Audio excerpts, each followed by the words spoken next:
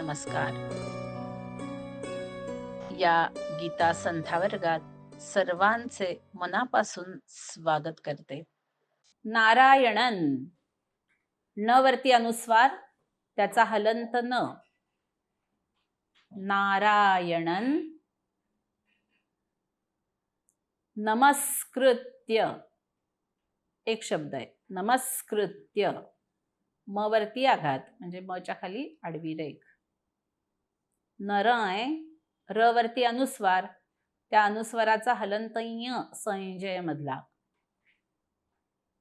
नरय चैव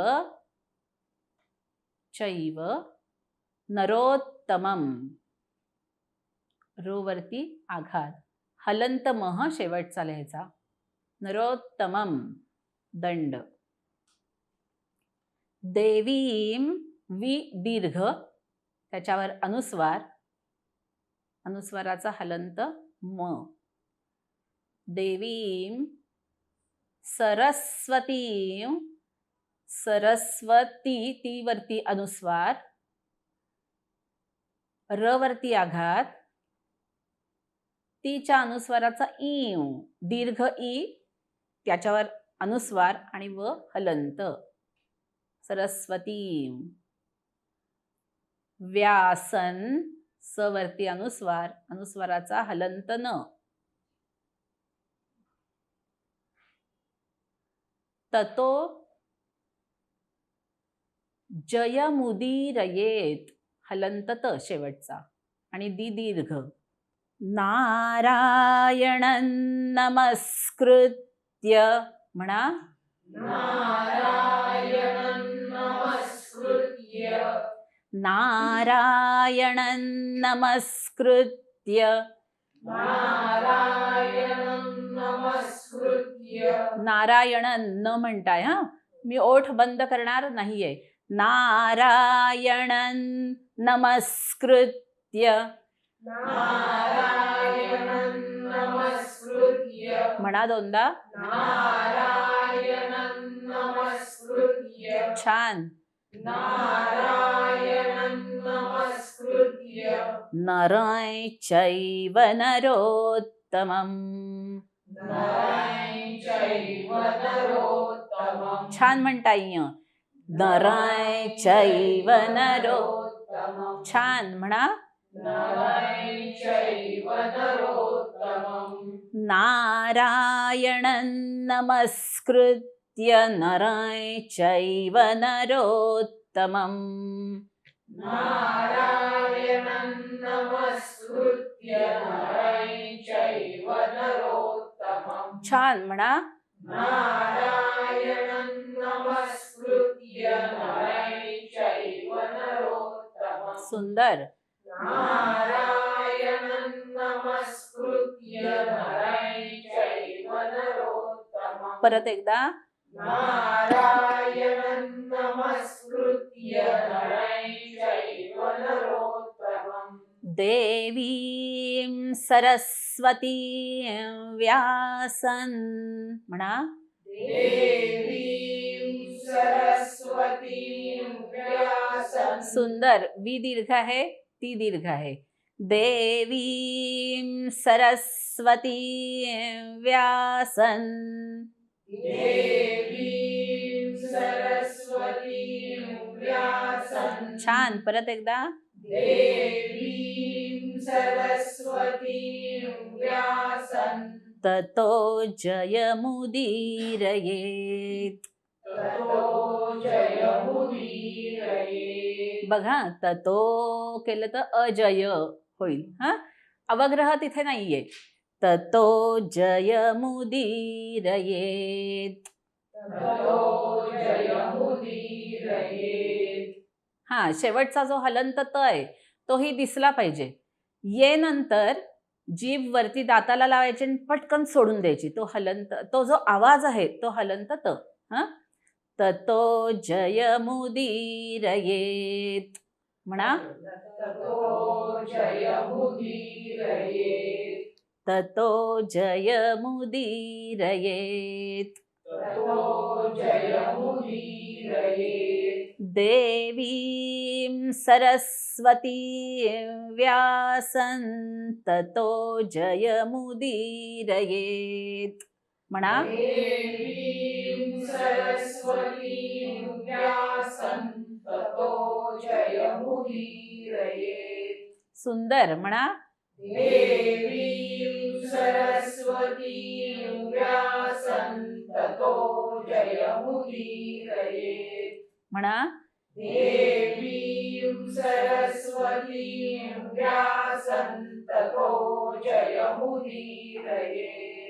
नारायणं नमस्कृत्य नरं चैव नरोत्तमं देवीं सरस्वतीं व्यासं ततो जयमुदीरयेत्. म्हणा. नारायणं नमस्कृत्य नरं चैव नरोत्तमं देवीं सरस्वतीं व्यासं ततो जयमुदीरयेत्. सुंदर. म्हणा. नारायणं नमस्कृत्य नरं चैव नरोत्तमं देवीं सरस्वतीं व्यासं ततो जयमुदीरयेत्. छान. परत एकदा. नारायणं नमस्कृत्य नरं चैव नरोत्तमं देवीं सरस्वतीं व्यासं ततो जयमुदीरयेत्. इथपर्यंत आपली प्रार्थना पूर्ण होते. आज आपण जे श्लोक शिकलो आहोत त्याचा अर्थ आपण जाणून घेऊया. आपण गीता पठणाच्या प्रारंभी ज्या वेगवेगळ्या प्रार्थना किंवा श्लोक पठण करतो त्यातल्या एकेका श्लोकाचा अर्थ आता पाहूया. प्रतिदिन जेव्हा आपण गीता पठणाला वर्गाला प्रारंभ करतो तेव्हा एक श्लोक कायम म्हटला जातो जो महाभारताचाही मंगलाचरण श्लोक आहे. तो श्लोक असा: नारायणं नमस्कृत्य नरं चैव नरोत्तमं देवीं सरस्वतीं व्यासं ततो जयमुदीरयेत्. नारायणं नरं नरोत्तमं चैव नमस्कृत्य. नर जो नरोत्तम, नर म्हणजे मनुष्य, मनुष्यामध्ये जो सर्वश्रेष्ठ सर्वोत्तम आहे असा नर ऋषी आणि त्या नराच्याही पलीकडे असणारा परमात्मा म्हणजे जीव आणि त्या जीवाच्या पलीकडे असणारा शिव म्हणजेच परमात्मा तो नारायण, त्या दोघांना नमस्कार करून नमस्कृत्य, नमहा कृत्वा म्हणजे तिथे तो अंत ऐवजी लेबंत वापरलाय, कृत्य आहे. नमस्कृत्य असं म्हणायचं कारण काय? नमस्कार करून. कुणाला? तर नरोत्तम, मनुष्यामध्ये उत्तम असणाऱ्या नर नामक ऋषीला आणि नारायणाला नमस्कार करून. तसंच देवीं सरस्वतीं व्यासं, वाग्देवता विद्येची अधिष्ठात्री असणाऱ्या सरस्वतीला नमस्कार करून आणि या जय किंवा महाभारत नामक ग्रंथाचे जे कवी आहेत, रचयिता आहेत, त्या व्यासांना, सद्गुरूंना किंवा आचार्यांना नमस्कार करून ततो जयम उदीरयेत. तेव्हा त्यानंतर या चौघांनाही नमस्कार करून मग जयग्रंथाचं पठण करावं, जयग्रंथाचं पारायण करावं किंवा केलं जातं. अशा अर्थी हा श्लोक प्रारंभी म्हटला जातो. आता यात पाठभेद असा आहे, जुन्या प्रतींमध्ये देवीं सरस्वतीं चैव ततो जयमुदीरयेत, देवी सरस्वती आणि नरनारायण या तिघांनाच वंदन जुन्या प्रतीत आढळतं.